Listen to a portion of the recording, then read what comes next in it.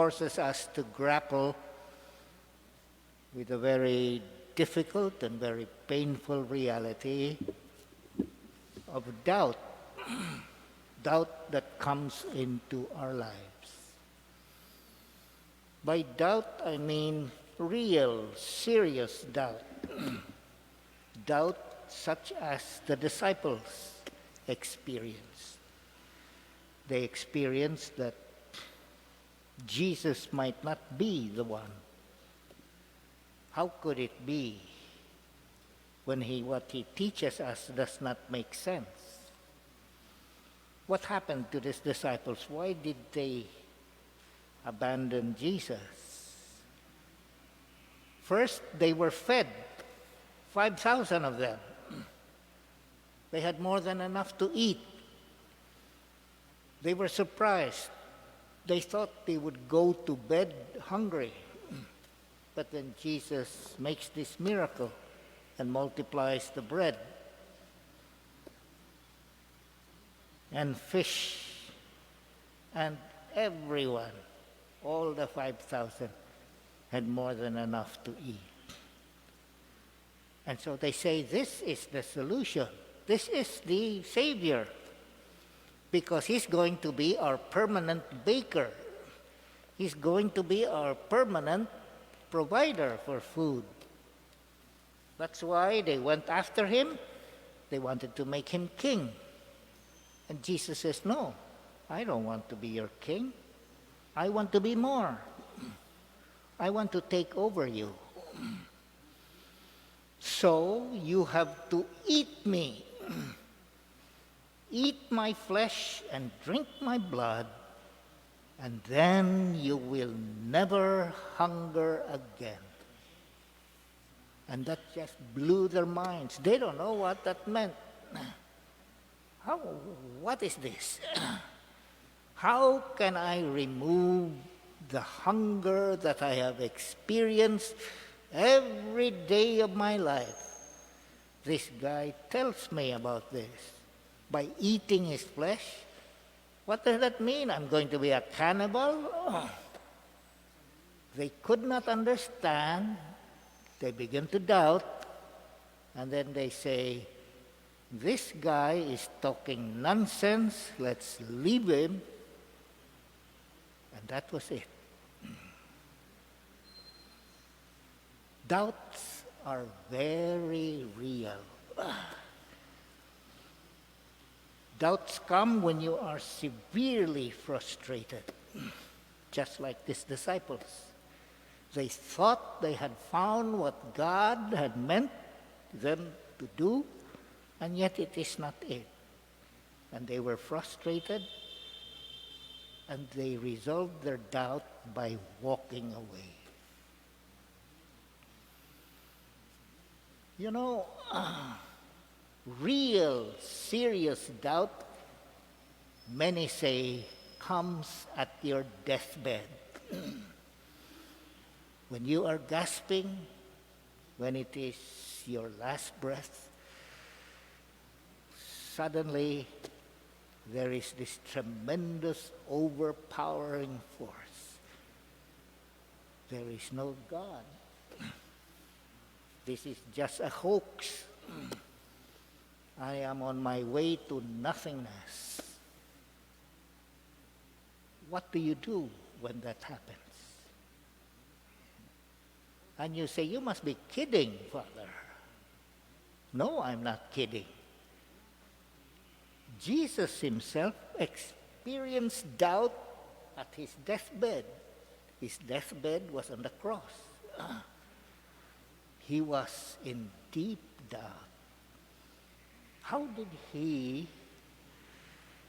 resolve it? The first thing that most people of spiritual worth are in unison is you resolve doubt by praying. When Jesus was in doubt hanging on the cross, he prayed to his Father. What did he pray about when he was already doubting his Father? He precisely prayed the doubt. He said, "Father, why have you forsaken me? Why have you abandoned me? You're no longer here. You're so far away. Why?" You throw back the doubt to God. You have to pray. You don't like these worst disciples who walk away. You don't walk away from God. You stick it out. You pray about your doubt. How long do you pray? Sometimes for 20 years. That is what Mother Teresa did. You look at his biography, you look at his letters. That was the subject of his letters.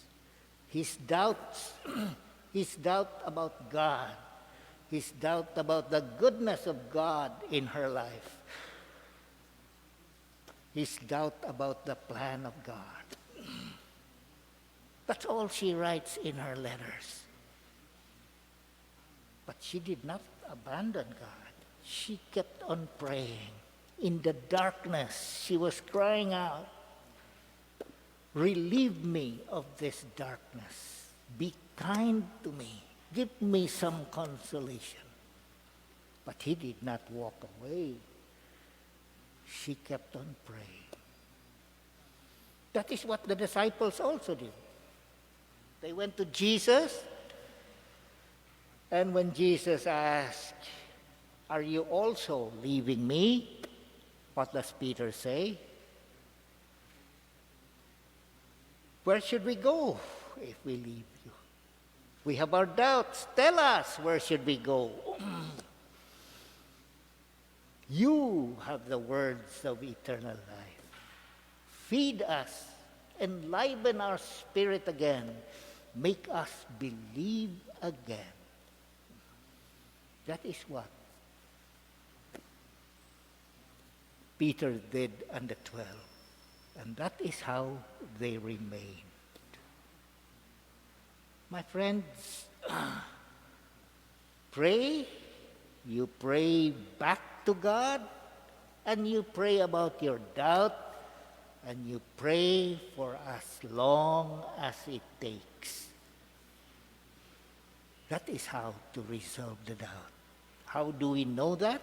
We know that from Jesus, we know that from the saints, and we know that from the disciples, the 12 apostles. You know, after the resurrection of Jesus, the apostles' doubts again surfaced. And how do we know that? Because Peter told his companions, "Let's go fishing." They were moving away from God and his mission to them. They were going back to their old way of life. Let's try if we can still make it as fishermen. They moved away. But what happened? While they were fishing, they were unsuccessful. And then they heard a man from ashore who said, "Throw the net to the other side. Listen to me." And they did. And they caught a lot of fish. And then they realized, it is Jesus. So they went back to him. That is how their prayers were answered. In the end, we pray when we are in doubt, but in the end, it is God himself who dissipates our doubts. He comes. It may take time. It may be in a way that is least expected, but he comes. He comes after the dark night of the soul, because that is what he is. He is a savior. He is not just the creator. He is the compassionate forgiver. He is the loving Father. And he will come and lift you up if you continue to pray in the midst of your doubt. Let us all stand. Let us, in response to the Word of God, recite the Credo. I believe in one